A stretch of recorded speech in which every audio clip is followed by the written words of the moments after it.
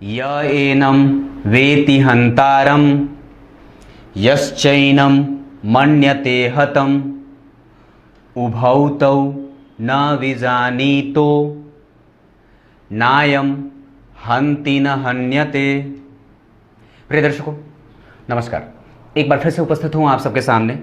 आज बुधवार है और आज के कार्यक्रम में ज्योतिष के एक अत्यंत महत्वपूर्ण सूत्र से आपका परिचय कराने वाला हूँ और कार्यक्रम के आरंभ में बोले गए श्लोक का अर्थ भी बताऊंगा।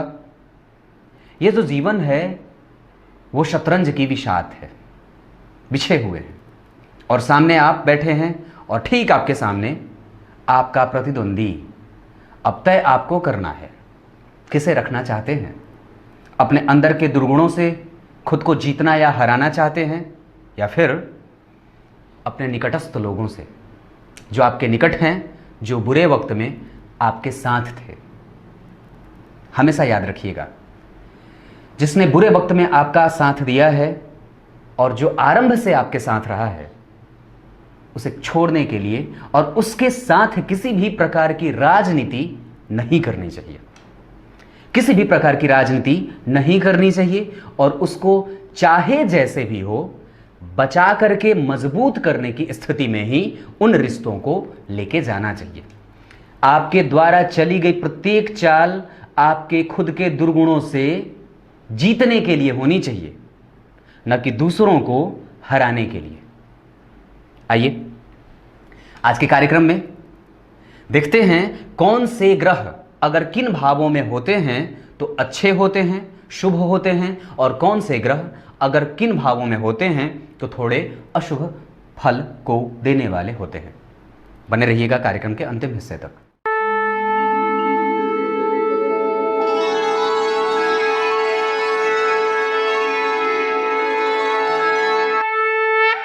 आइए अब आपको सीधे मुद्दे पे लेके आता हूं। जन्म कुंडली में प्राय छोटे छोटे जो ऐसे सूत्र होते हैं उसको हमेशा ही याद रख लेना चाहिए। क्या है? अगर जन्म कुंडली के लग्न में, द्वितीय में, पंचम में, सप्तम में, नवम में और दशम, ये क्रमशः जन्म कुंडली के भाव होते हैं 12 और जो अंक लिखा होता है उस अंक के अधिपति यानी कि जो अंक लिखा यानी कि वो राशि उस भाव में बनी। जैसे यहां 2 लिखा है यानी कि 2 नंबर की राशि दूसरे भाव में बनी, 5 नंबर की राशि 5वें भाव में बनी। यहां कोई जरूरी नहीं है कि आपकी कुंडली में भी 5 ही लिखा हो, यहां कुछ भी लिखा हो सकता है। तो कहने का तात्पर्य ये है कि अगर जन्म कुंडली में भावेश का कहने का मतलब क्या होता है, प्रायः जो नए लोग देख रहे हैं उनके लिए बता दूं कि भावेश कहने का मतलब है कि यहां के अधिपति, ये जो दूसरा भाव है, दूसरे भाव के अधिपति कौन हुए? 2 नंबर लिखा है तो 2 नंबर की राशि कौन सी होती है? मेष के बाद वृषभ राशि, यानी कि आपकी कुंडली में दूसरे भाव के अधिपति शुक्र हो गए। अगर यहां 10 नंबर लिखा है तो 10 नंबर की राशि होती है मकर राशि, तो मकर राशि के अधिपति होते हैं शनि, यानी कि आपकी कुंडली के दशम भाव के अधिपति या दशमेश शनि हो गए। बस यही बात है। मैं जो दरअसल बताने वाला हूं वो ये बता रहा था कि अगर लग्न में, द्वितीय भाव में, पंचम भाव में, सप्तम भाव में, नवम भाव में और 10वें भाव में अगर कोई शुभ ग्रह बैठा हो ना तो ये कुंडली को मजबूती दे देते हैं। बात समझ में आई? जन्म कुंडली के कुछ ऐसे सूत्र जैसे लग्न, द्वितीय, पंचम, सप्तम, नवम और दशम, इन भावों में कोई भी शुभ ग्रह प्रायः अगर थोड़ा कमजोर भी होके बैठा हो ना तो अच्छा ही होता है और अपनी दशाओं में वो कहीं ना कहीं से कुछ अच्छा दे जाता है। कुछ अच्छे निर्णय और मिले जुले असर के साथ वो यूं ही निकल जाता है, तकलीफें कम हो जाती हैं व्यक्ति की। दूसरा सूत्र ये कहता है, ध्यान दीजिएगा, कि जन्म कुंडली के तीसरे भाव में, आजकल पता नहीं कैसे आते हैं, मार्कर चलते ही नहीं है, तीसरे भाव में, छठे भाव में, एकादशवें भाव में, अगर इन भावों में कोई भी पापक ग्रह, शनि, मंगल, राहु, केतु, पापक ग्रह कौन होते हैं? शनि, मंगल, राहु, केतु, ये पापक ग्रह के अंतर्गत आते हैं। शुभ ग्रह कौन कौन से हैं? गुरु, बुध, शुक्र और चंद्रमा, ये शुभ ग्रह होते हैं। तो जहां जहां भी मैंने ब्लू पेन से लिखा हुआ है, जैसे यहाँ यहाँ यहाँ यहाँ पे और यहाँ, इन भावों में अगर कोई शुभ ग्रह प्रायः नीच का भी होकर के बैठा हो तो अपनी दशा में कुछ मिले जुले खट्टे मीठे फल और अनुभव देकर के यूं निकल जाता है। और अगर जन्म कुंडली में जहां जहां मैंने लाल पेन से लिखा हुआ है, तीसरा भाव, छठा भाव, एकादशवां भाव, अगर इनमें कोई पापग्रह भी बैठा हो तो शुभता हो जाती है, कुंडली को शुभत्व की प्राप्ति हो जाती है। मतलब वो अपनी दशाओं में अच्छा फल देकर के निकलता है और वो कमजोर नहीं करता है कुंडली को। और एक बात बताऊं, तो ध्यान से समझिएगा। तो जन्म कुंडली के इस भाव में प्रायः जहां मैंने 6 नंबर लिखा है, अगर इस भाव में 8वें भाव में और 12वें भाव में अगर कोई भी ग्रह ना बैठा हो ना, अगर ये भाव खाली हो तो चिंतित होने की आवश्यकता नहीं है। और ये आपकी कुंडली को अच्छा बनाने के लिए उतारू होता है और ये आपकी कुंडली को शुभता देता है। मतलब छठा भाव भी अगर बैठा हो तो कोई पापग्रह बैठा हो, यहां भी अगर भाव खाली है तो चलेगा, और अगर यहां भी अगर भाव खाली है, कोई भी ग्रह नहीं बैठा है, तो बहुत अच्छी बात है, वो कुंडली के शुभत्व को वृद्धि देने वाले हो जाते हैं। बात समझ में तो आ रही है ना? अब तीसरी बात बताता हूं, ये तो तीसरी थी, अब चौथी बता देता हूं। जन्म कुंडली के दूसरे भाव की खाली चर्चा करूं, अगर जन्म कुंडली के खाली दूसरे भाव की चर्चा करूं तो यहां पे अगर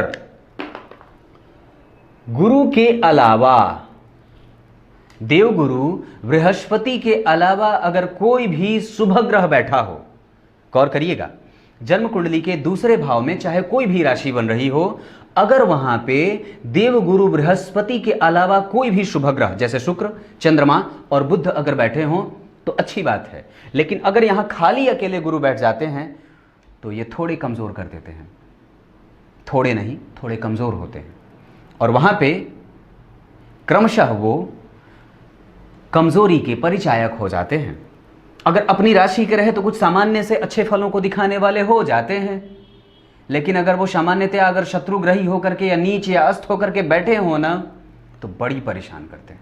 फिर वो अपनी शुभता को भूल जाते हैं, क्योंकि उनकी 5वीं दृष्टि ऋण भाव पे, 7वीं दृष्टि अष्टम भाव पे और 9वीं दृष्टि यहां पड़ रही होती है। तो कैरियर के लिए तो ठीक होगा, यहां के लिए भी ठीक होगा।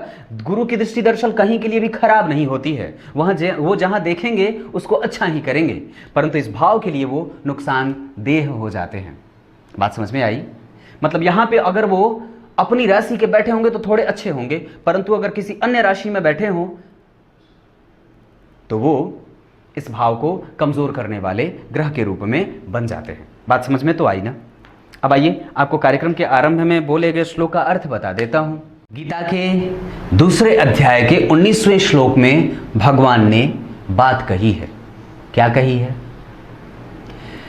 इस शरीर के अंदर जो रहने वाला शरीरी है, जिसे हम आत्मा कहते हैं, अगर कोई भी व्यक्ति उसको ये कहता हो या सोच रहा हो या वो अपने संपूर्ण शरीर को ही आत्मा मान बैठा हो, वो दरअसल न तो वो इस शरीर को जान पाया है और न इस शरीर के अंदर रहने वाली आत्मा के बारे में उसका परिचय ही कर पाया है।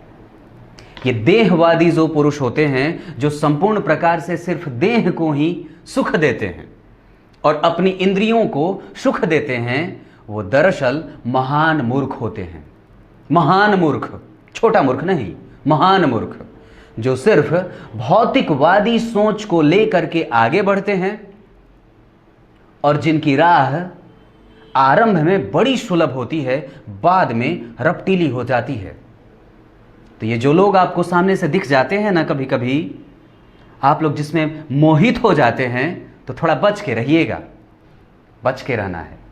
ये लोग सामने से जैसे होते हैं वो सामान्य होते नहीं हैं, बड़े मुश्किल है, और पहचानना, उसको पहचानने की शक्ति विकसित करनी पड़ती है। तो कर लीजिए। कुछ इसी तरीके से आज के कार्यक्रम का समापन करते हैं।